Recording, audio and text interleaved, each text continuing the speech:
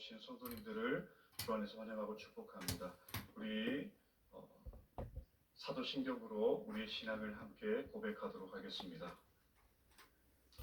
전능하사 천일만일 하나님 아버지를 내가 믿사오며 그의 아들 우리 주 예수 그리스도를 믿사오니 이는 성령으로 성령으로 잉태하사 동정녀 마리아에게 나시고 본디오 빌라도에게 고난을 고난을 받으사 십자가에 못 박혀 죽으시고 장사한 지 사흘 만에 죽은 죽은 자 자 가운데서 가운데서 다시 살아나시며 하늘에 오르사 전능하신 하나님 우편에 앉아 계시다가 저리로서 산 자와 죽은 자를 심판하러 오시리라. 성령을 믿사오며 거룩한 공예와 성도가 서로 교통하는 것과 죄를 사하여 주시는 것과 몸이 다시 사는 것과 영원히 사는 것을 믿사옵나이다. 아멘. 우리 찬송가 435장 함께 찬양하시겠습니다.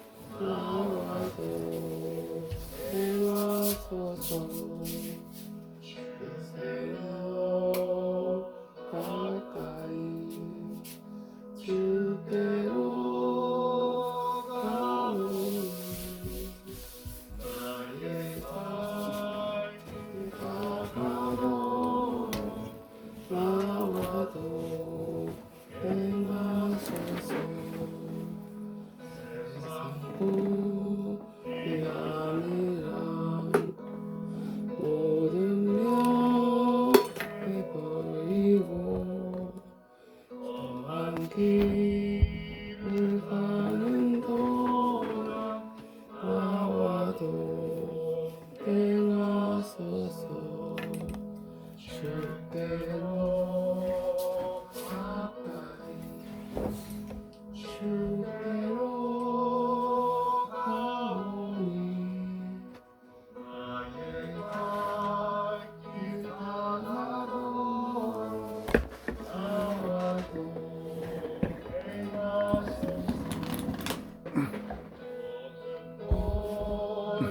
지나가 험한 바다 건너서 정문에 이르도록 나와도 행하소서.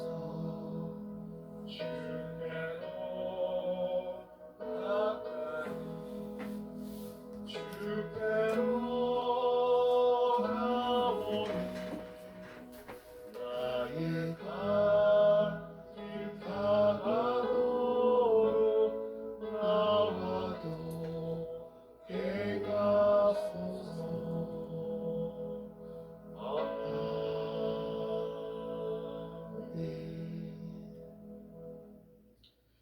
오늘 함께 나눌 살아계신 하나님의 말씀은 창세기 19장 30절에서 38절 말씀입니다. 창세기 19장 30절에서 38절 말씀 다 찾으신 줄로 알고 우리 함께 합독하도록 하겠습니다. 롯이 소알에 거주하기를 두려워하여 두 딸과 함께 소알에서 나와 산에 올라가 거주하되 그 두 딸과 함께 굴에 거주하였더니 큰 딸이 작은 딸에게 이르되 우리 아버지는 늙으셨고 온 세상의 도리를 따라 우리의 배필될 사람이 이 땅에는 없으니 우리가 우리 아버지에게 술을 마시게 하고 동침하여 우리 아버지로 말미암아 후손을 이어가자 하고 그 밤에 그들이 아버지에게 술을 마시게 하고 큰 딸이 들어가서 그 아버지와 동침하니라. 그러나 그 아버지는 그 딸이 눕고 일어나는 것을 깨닫지 못하였더라.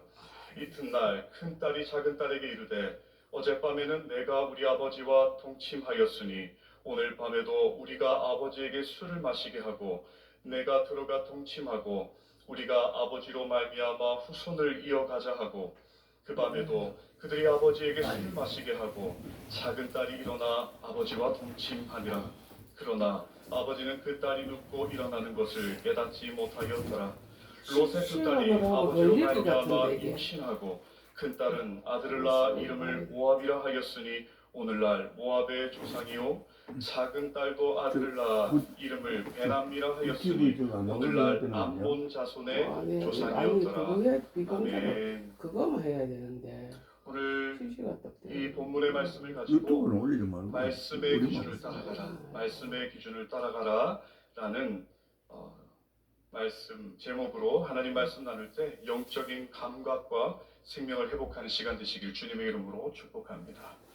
우리 오늘 이 새벽에도 주님의 십자가 뜨겁게 사랑하시는 분들 함께 아멘 하십시다. 아멘입니다.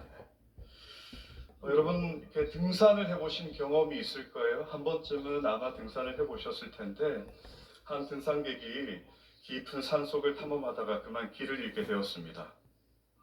나침반을 가지고는 왔는데 오랜 시간 등산을 해왔던 경험이 있었다 보니까 그 순간 자신의 감각과 느낌대로 길을 찾으려고 애를 썼던 거죠. 결국 그 사람 어떻게 되었을까요? 점점 깊은 숲으로 들어가게 되었고 결국에는 길을 잃고 어디로 가야 할지 혼란에 빠지고 말았다라는 것이죠. 여러분 이 짧은 예화가 주는 교훈이 있습니다. 그것은 기준이 중요하다라는 것입니다. 기준이 분명하지 않으면 우리의 삶의 방향을 잃고 잘못된 방향으로 나아가게 된다는 것입니다. 결국 잘못된 선택을 통한 비극적인 결과를 맞이하게 된다는 것이죠. 여러분 오늘 본문에는 기준이 명확하지 않은 한 사람이 등장합니다. 그 사람은 바로 롯입니다. 롯은 12장에서부터 무엇인가 좀 애매한 사람이었어요. 창세기 12장 4절에 보면 아브라함이 여호와의 말씀을 따라갈 때에 롯은 그와 함께 갔다라고 표현합니다. 아브라함은 명확한 기준이 있었어요. 말씀을 따라갑니다. 그런데 롯은 그와 함께 갔다라고 표현을 하고 있는 거죠. 창세기 19장 16절에도 소돔과 고모라를 떠날 때도 그를 묘사하는 단어가 있습니다. 그것이 무엇이냐면 지체하였던 사람. 이게 무슨 의미입니까? 당신이 뭐 실시간 데가 있나? 그냥 하고 있대. 모호하게 지체하였다라는 거예요. 롯의 신앙은 뭔가 애매모호했습니다. 성경은 그의 신앙을 분명하게 정의하지는 않지만 오늘 마지막 장의 말씀을 통해서 그의 신앙의 본질을 의도적으로 여아한테만 보이고 있어요. 보여줄 거야.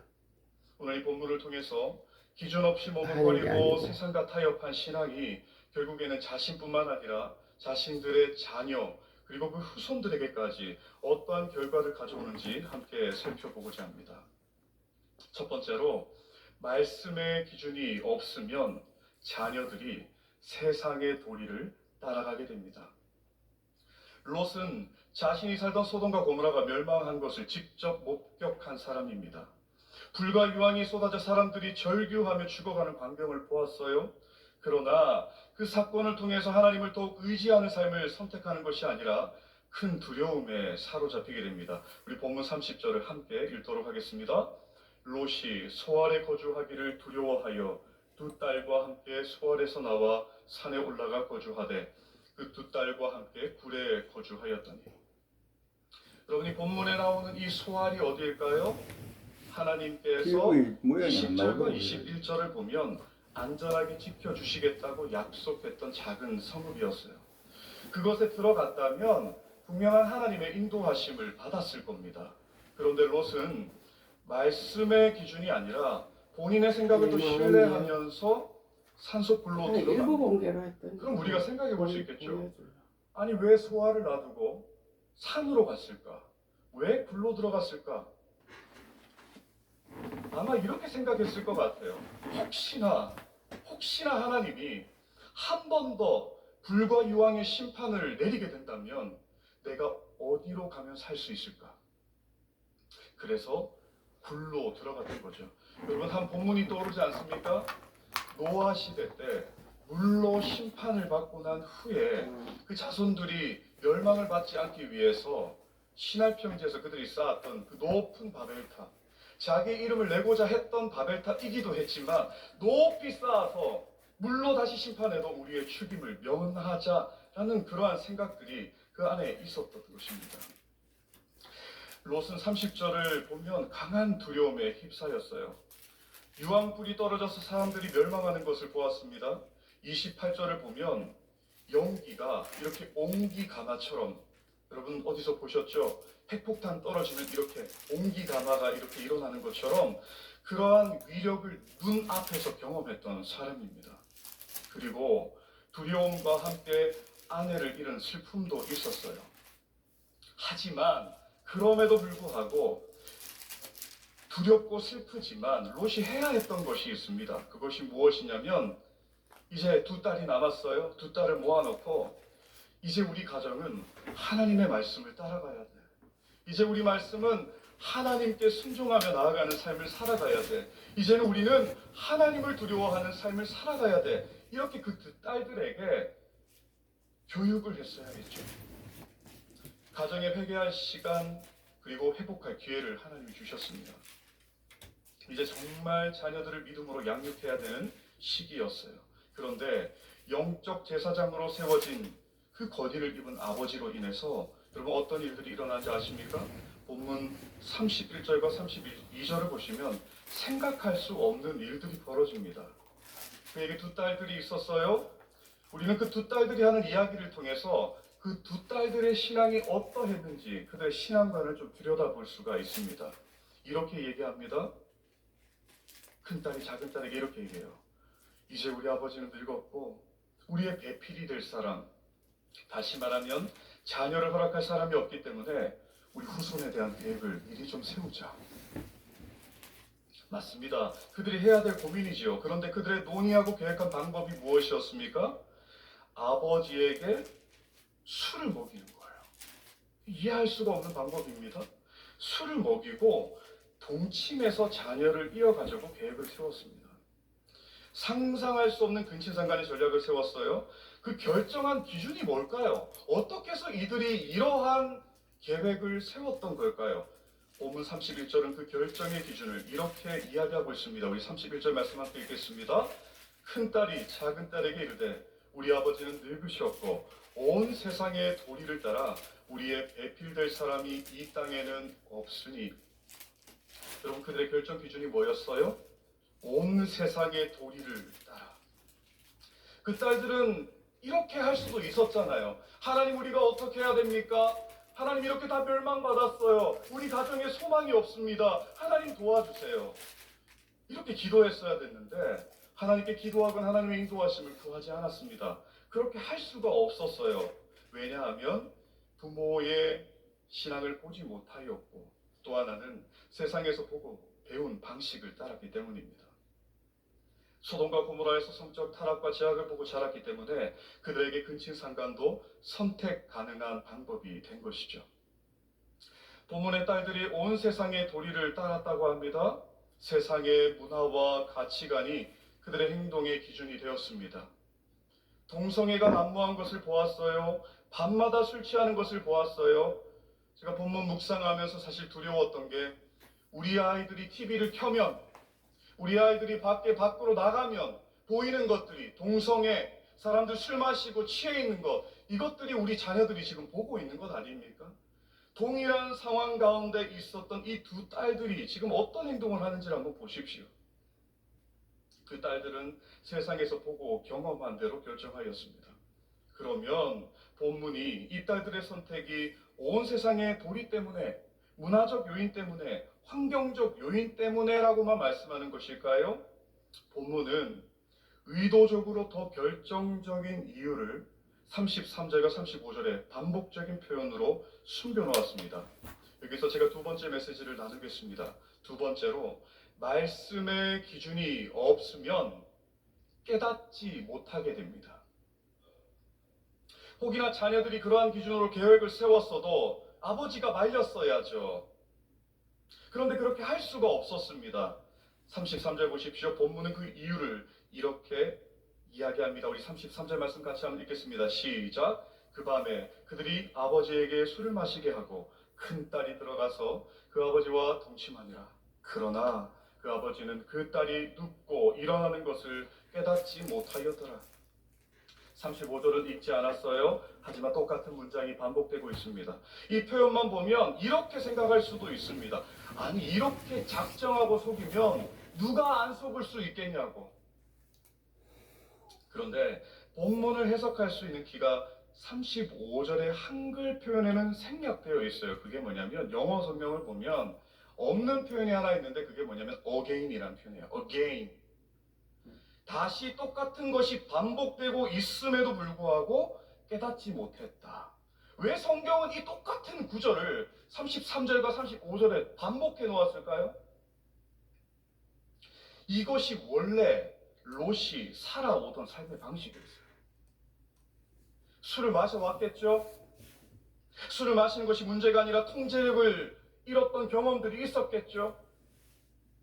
그로 인해 성적인 문제를 가지고 있었을 거라고 우리가 또 추측할 수 있겠죠. 그는 깨달을 수 있는 감각이 없었어요. 너무 무디어져 있었어요. 그래서 깨달을 수가 없었습니다. 여러분 그것은 그 자체는 악이 아닙니다. 하지만 술은 하나님께서 우리에게 가장 고유하게 허락하신 자유의지를 제대로 작동하지 못하게 하는 도구입니다. 기준을 상실하게 하는 도구예요. 그래서 사단이 가장 좋아하는 도구입니다. 그래서 술은 언제나 성적인 타락으로 이어지도록 하는 거죠. 문제는 이러한 나의 애매한 신앙, 깨닫지 못하는 신앙, 무뎌진 신앙, 머뭇하는 신앙이 나뿐만 아니라 자녀들로 하여금 온 세상의 도리를 따라 살도록 하고 있다는 거예요. 여러분 그 결과가 무엇입니까? 아브라함과 아내 사라를 통해서 이 창세기에 이삭과 야곱이라는 언약의 스토리가 쓰여져 가고 있는 이 믿음의 가정과는 반대로 롯과 두 딸을 통해 오늘 본문 37절과 38절 한번 보세요. 어디서 많이 본 이름들이죠? 이스라엘의 영원한 대적이 되었던 암몬 족속과 모압 족속이 오늘 이 밤에 이 본문 말씀에 태동되고 생겨나고 시작됨을 이야기하고 있는 거예요. 그렇다면 이 본문 말씀은 말씀의 기준이 없는 삶의 자녀들과 가문이 이러한 대적이 된다는 그러한 결론을 우리에게 주고 있는 것일까요? 무엇을 이야기하고자 하는 것일까요? 여러분 모압 여인 하면 생각나는 사람 없을까요? 모압 사람, 모압 여인 이름 비슷하죠? 롯이 아니고 룻입니다. 예수님의 족보에 기록된 여인입니다. 그런데 룻기에 나오는 이 룻은 모압의 이방 여인이었습니다.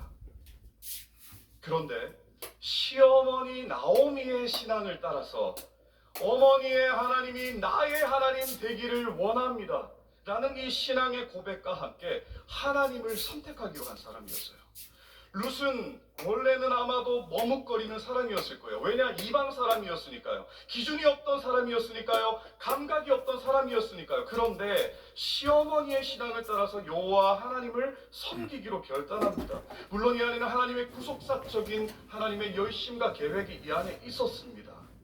하지만 그러한 룻의 결단을 통해서 유력한 친족 보아스와 결혼해서 오벳을 낳았고 이 가문을 통해서 다윗 왕조 그리고 예수님의 족보로 이어지는 은혜의 스토리가 또한 쓰여지게 되는 것이죠. 여러분 말씀을 읽고자 합니다. 롯의 신앙생활이 굉장히 모호했습니다. 오늘날 교회 안에도 모호하게 신앙생활하는 분들이 너무 많아요. 어떨 때는 말씀을 따라가고 어떨 때는 내 기준을 따라가고 어떨 때는 되고 어떨 때는 되지 않는 모호하고 애매한 신앙생활을 하는 분들이 너무 많아요.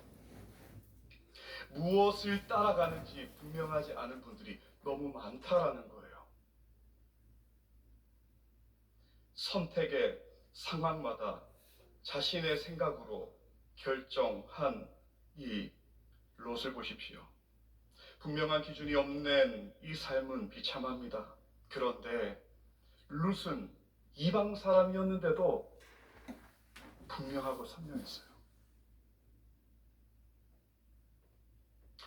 그녀는 이스라엘 백성을 대적하던 이방 사람이었어요.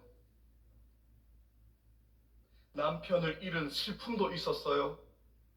기근도 있었던 삶의 어려움 가운데 있었던 사람, 아마 내가 살기 위해서 무엇인가 찾을 수도 있었을 거예요. 사람에게 도움을 구할 수도 있었을 거예요. 그런데 그는 세상의 방법이나 도리를 쫓아가지 않고 시어머니의 신앙을 따라 믿음으로 결단합니다. 삶의 기준을 세우는 거예요. 말씀을 따라가는 거예요. 하나님을 섬기기로 결단합니다. 그리고 하나님의 말씀을 따라 살아가야 합니다. 그때에 하나님께서 그 가정과 가문을 세우시고 회복해 주셨어요. 사랑하는 성도님들, 머뭇하지 마시기를 주의 이름으로 축복합니다. 모호하지 마시기를 주님의 이름으로 축복합니다. 오직 말씀의 기준을 따라 선택하시기를 축복합니다. 결정하고 주님의 말씀을 따라가시기를 주님의 이름으로 축복합니다. 아브라함처럼, 그리고 이방 여인이었지만, 마치 불신자 가정에서 태어났지만 룻처럼 하나님을 선택하고 결정하여서 여러분의 자녀와 가문이 그리스도 예수의 축복의 믿음의 가문 되기를 주의 이름으로 축복합니다. 기도하겠습니다. 사랑하는 주님, 모호하고 애매한 신앙 하지 않기를 원합니다. 오늘 이 새벽 하나님의 말씀의 기준이 다시 한번 세워지는 시간 되기를 원합니다.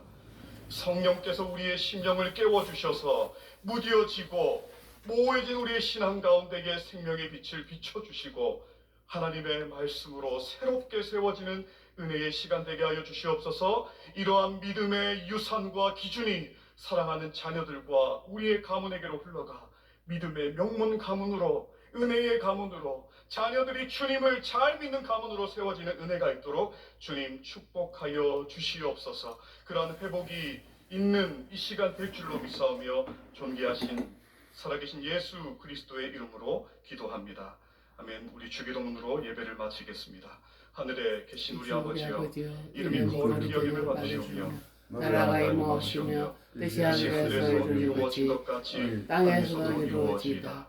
오늘 우리에게 일용할 양식을 주시옵고 우리가 우리에게 죄진 자를 사하여 준 것 같이 우리 죄를 사하여 주시옵고 우리를 시험에 들게 하지 마시옵고 다만 악에서 구하시옵소서. 나라와 권세와 영광이 아버지께 영원히 있사옵나이다. 아멘. 아멘. 아멘.